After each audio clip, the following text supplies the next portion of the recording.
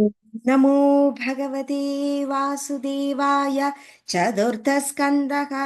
अथ एकविंशतितमोऽध्यायः। मैत्रेय उवाच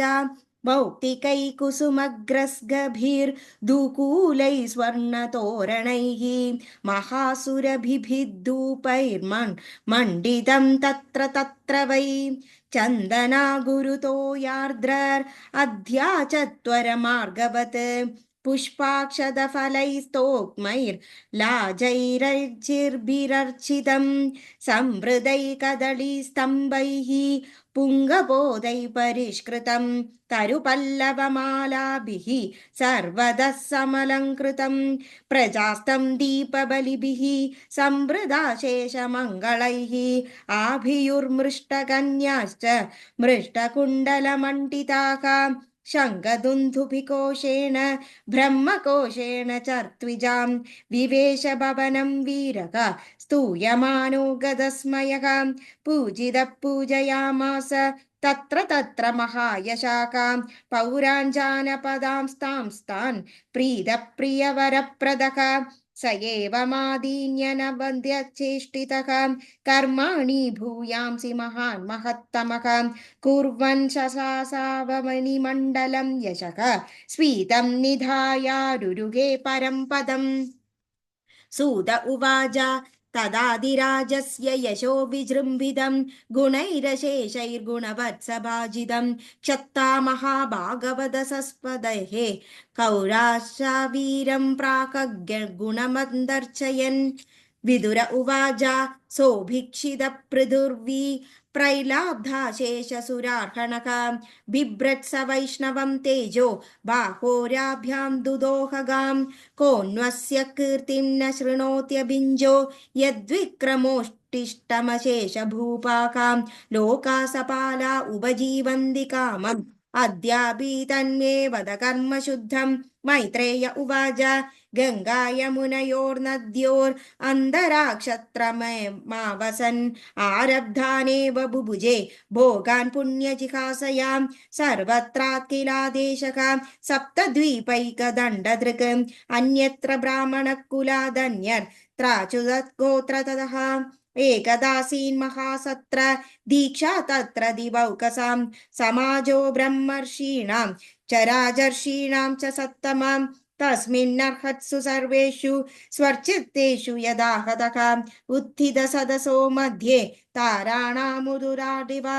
प्रांशुपीनायदभुजो गौरकुञ्कञ्जारुणे क्षणः सुनासा सुमुखः सौम्यः पीनां सत्सुद्विजन् स्मितः व्यूढवक्षा बृहच्छ्रोणिर्वलिवद्गुदलोदरः आवर्तनाभिरोजस्वी काञ्चनोरुरुदग्रपात् सूक्ष्मवक्रासितस्निग्धन् मूर्धजः कम्बुकन्दरः महादने दुकूलाग्रे परिधायोपवीय च व्यञ्जिदाशेषगात्रश्रीं नियमे न्यस्तभूषणः कृष्णाजिनधरः श्रीमान् कुशपालीकृतोचितः शिशिरस्निग्धताराक्ष समैक्षद समन्ददः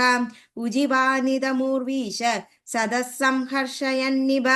चारुचित्रपदं श्लक्ष्णं मृष्टं गूढमभिक्लवं सर्वेषामुपराकार्थं तदा अनुवदन्निव राजोवाच सभ्या शृणुत भद्रं वः साधवो य इहागताः सत्सु जिज्ञासुभिर्धर्म आवद्यं स्वमिनीषितम् अहं दण्डधरो राजा प्रजानामिह योजितः रक्षिता वृत्तिदस्वेषु सेतिषौ स्थापिता पृथक् तस्य मे तदनुष्ठानाम् अद्यानाकुर्ब्रह्मवादिनः लोकास्युकामसन्दोह यस्य तुष्यति दिष्टदृक् य उद्धरेल्करं राजा प्रजाधर्मे शिक्षयन् प्रजानां शमलं भुङ्क्ते भगं च स्वं जहाति सः तत्प्रजाभ्रतृपिण्डार्थं स्वार्थमेवानसूयवः कुरुतादोक्षजद्धियस्तर्हि मेनुग्रहकृतः सूय तदनुमोदत्वं पितृदेवर्षयो मलाका कर्दुषास्तुरन्युज्ञातुं तुल्यं यत्प्रेत्य तत्फलम् अस्ति यज्ञपतिर्नाम केषाञ्चिदर्हसत्तमाः इहामुत्र च लक्ष्यन्ते ज्योत्सनावत्य क्वचिद्भुवः मनोरुत्थानपादस्य ध्रुवस्याभिमहीपतेः प्रियव्रतस्य राजर्षे अङ्गस्यात्मितपिदुः ईदृशानामधान्येषाम् अजस्य च भवस्य च प्रह्लादस्य बलेश्चापि कृत्यमस्ति गदाभृता दौहित्रादीनृते मृत्योः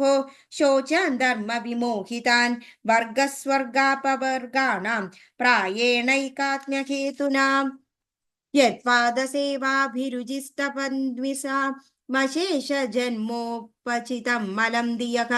सद्य क्षिणोत्यन्वहमेदधी सति यदा पदङ्गुष्टविनिसृता सरित् विनिर्दुदाशेषमलनो मलपुमाम् अङ्गविज्ञानविशेषवीर्यवान् यदङ्क्रिमूले कृतकेतनः पुनः न संसृतिं क्लेशवकां प्रपृच्छते तमेव यूयं भजतात्मवृत्तिभिः मनोभजक्काय गुणैः स्वकर्मभिः अमायिनः कामदुःखां कृपङ्कजं यदाधिकारावसितार्थसिद्धयः असाभिकानेक गुणो गुणोद्वरः पृथग्विधद्रव्यगुणक्रियोक्तिभिः संवत्यतीर्थाशयलिङ्गनामभिर्विशुद्धविज्ञानघनस्वरूपतः प्रधानकालाशयधर्मसङ्ग्रहे शरीर एष प्रतिपद्य चेदनां क्रियाफलत्वेन विभुर्विभाव्यते यदा नलो दारुषु तद्गुणात्मकः अहो ममामि वितरन्त्यनुग्रहं हरिं गुरुं यज्ञभुमा जदीश्वरं स्वधर्मयोगेन यजन्ति मामका निरन्तरं शोणितले दृढप्रदाः मा जादु तेजप्रभवेन्महर्दिभिः तितिक्षया तपसा विद्यया च देदीप्यमाने जितदेवतानां कुले स्वयं राजकुलादिजानां ब्रह्मण्यद्देव पुरुषः पुरातनो नित्यं हरिर्यचरणाभिवन्दनात् अवापलक्ष्मीर्मनपायिनीं यशो जगत्पवित्रं च महत्तमाग्रणीः यत्सेवया शेषगुहाशयस्वराट् प्रप्रस्तुष्यति काममीश्वरः तदेव तद्धर्मपरैर्विनीनदैः सर्वात्मना ब्रह्मकुलं निषेव्यतां पुमां लभेदाननिवेतमात्मनः प्रसीददोद्यन्तशमं स्वतः स्वयं यन्नित्यसम्बन्धनिषेवया ततः परं किं यत्रास्ति मुखं हविर्भुजाम् अश्नात्यन्नन्दः खलु तत्त्वकोविदैः श्रद्धाकुदं यन्मुख इज्यनामभिः न वै तदा चेतनया बहिष्कृते उदाशने पारमहंस्य पर्यगुः यद्ब्रह्म नित्यं विरजं सनातनं श्रद्धादपो मङ्गलमौनसंशयमैः समाधिना बिभ्रति पार्थदृष्टये यत्रेदमादर्श इवावभासते तेषामहं पादसरोजरेणु आर्यावहेयादिकिरीडमायुः यं नित्यदा बिभ्रद आशु पापं नश्यदं मुं सर्वगुणा भजन्ति गुणायनं शीलधनं कृतज्ञं वृद्धाश्रयं संमृडदतेनु सम्पदः प्रसीदतां ब्रह्मकुलं गवां च जनार्दनः सानुचरश्च मह्यम् मैत्रेय उवाच इति ब्रुवाणां नृपतिं पितृदेवद्विजादयः तुष्टुर्वुर्हृष्टमनसः साधुवादेन साधवः पुत्रेण जयते लोका इति सत्यपदी श्रुतिः ब्रह्मदण्डकतः पावो यद्वेनोत्यतरत्तमः हिरण्यकशिपुश्चापि भगवन्निन्दया तमः विविक्षुरत्यागासुनोः प्रह्लादस्यानुभावदः वीरवर्यपितपृथ्याः समासञ्जीव शाश्वतीः यस्ये दृश्यच्युते भक्तिः सर्वलोकैकभर्तरि अहो वयं हृद्य पवित्रकीर्ते त्वय्यैव नाथेन मुकुन्दनाथाः य उत्तमश्लोकतमस्य विष्णोः ब्रह्मदेवस्य कदां व्यनत्ति नात्यद्भुतमिदं नाथ तवाजीव्यानुशासनं प्रजानुरागा महतां प्रकृतिः करुणात्मनाम् अद्य नस्तमसत्पारस्त्व योपासादिद प्रभो भ्रामतां नष्टदृष्टीनां कर्मभिर्दैव संहितैः नमो विवृद्धसत्त्वाय पुरुषाय महीयसे यो ब्रह्मक्षत्रमाविश्य बिभर्तीदं स्वतेजसाम् इति श्रीमद्भागवते महापुराणे पारमहंस्यां संहितायां चतुर्थस्कन्धे एकविंशतितमोऽध्यायः सर्वत्र गोविन्दनाम संकीर्तनं गोविन्द गोविन्द നാരായണ അഖില ഗുരു ഭഗവൻ നമസ്തേ.